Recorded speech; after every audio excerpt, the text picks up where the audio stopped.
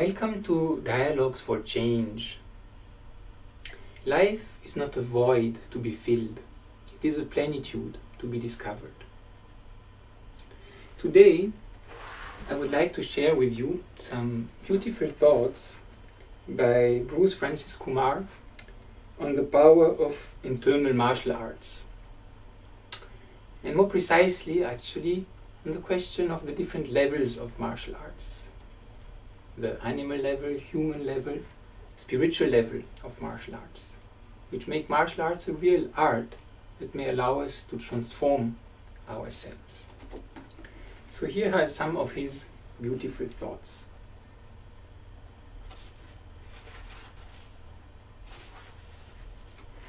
The range of martial arts practiced across the globe is fairly wide. When you look behind the differences, though, at the roots of the practices themselves, three distinct approaches emerge. Fighting like an animal, fighting as a human being, and fighting as a way to become an evolved spiritual being. Consistent martial arts training of any kind can either reinforce some animal aspects of human nature or help human beings realize their spiritual potential. The attitudes of practitioners, along with the specifics of how they train, will naturally incline them in one direction or the other. As humans, we may have inherited from our remote primate ancestors a deeply ingrained need to engage in behaviors of domination and submission. Such displays occur often in society, individually on both physical and psychological levels, as within competitive groups from sports to business, and in the political arena, where disputes and wars have been a constant in human history. By its very nature, the field of martial arts deals directly with this area of human existence, not by sublimating our natural violent tendencies, but by delving into them.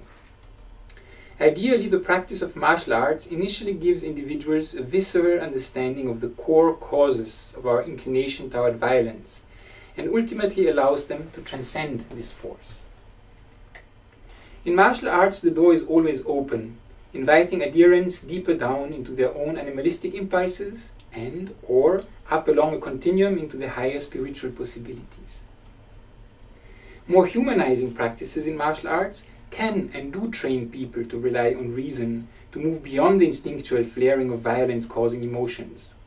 This capability is especially valuable now, when we need all the help we can get to handle the intensifying stress stemming from the extremely rapid pace of our super-technological world. From one perspective, it could be argued that all martial arts have, at the level of pragmatic fighting, been systematically diminished by the advent and development of firearms, from the single-shot musket to fully automatic weapons. Regardless, the martial arts can and do provide powerful tools for refining both the character and spirituality of human beings, just as they did after the Meiji Restoration in Japan in the latter half of the 19th century. Then, the samurai were legally barred from wearing swords and engaging in fights to death.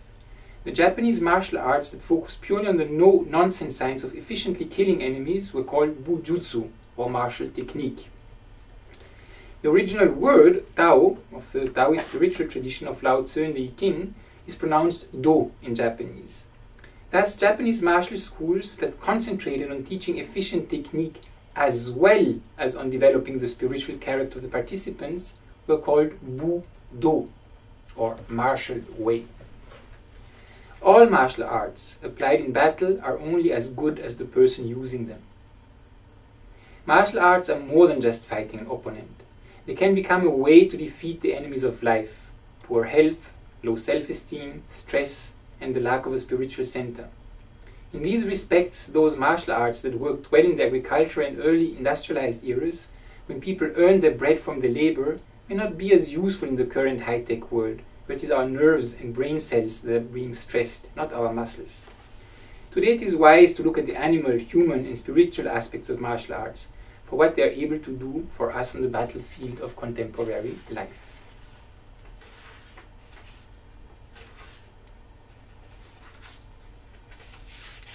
But what is the art of internal martial arts?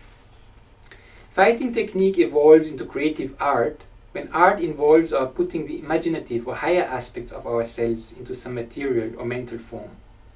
The creativity to make art must be drawn out of the depths of the human heart and soul through some kind of medium, including fighting. The artistry of internal martial art forms is manifested in several ways. First, there are the dance-like elements in which one sees the refinement, effortlessness and perfection of the human body moving through space with authority, grace and precision.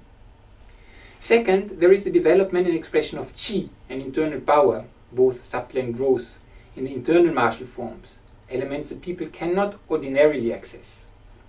Third, there is the creation of elevated states of mind that are reached during form movements inspiring interaction.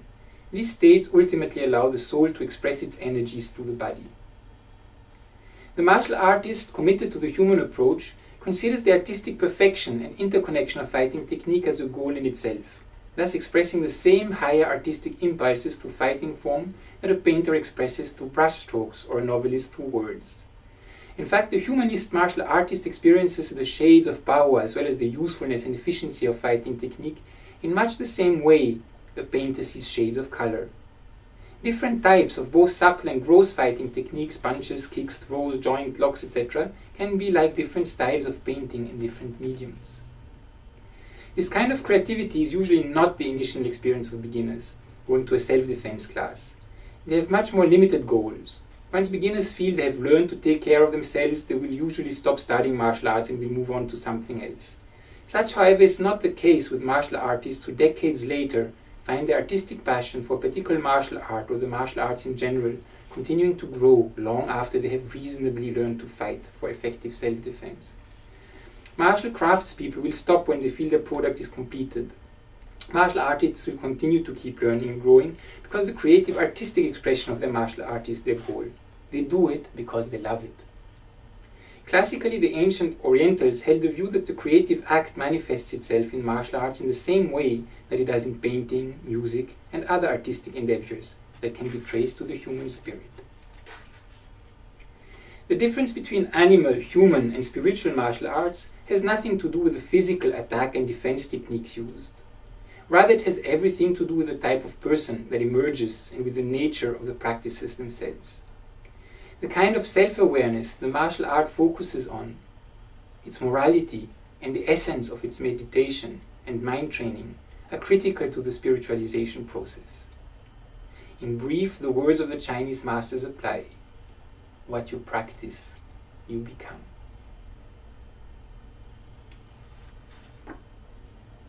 I hope you enjoyed these very inspiring and very deep thoughts on martial arts and the art that is martial arts. An art that allows us to refine our natures from the most gross animal aspects to the very highly evolved spiritual aspects. So I hope you enjoyed these beautiful inspirations on this Saturday, 28th of April 2012, and that they will keep on inspiring you for your own path of personal refinement. Thank you.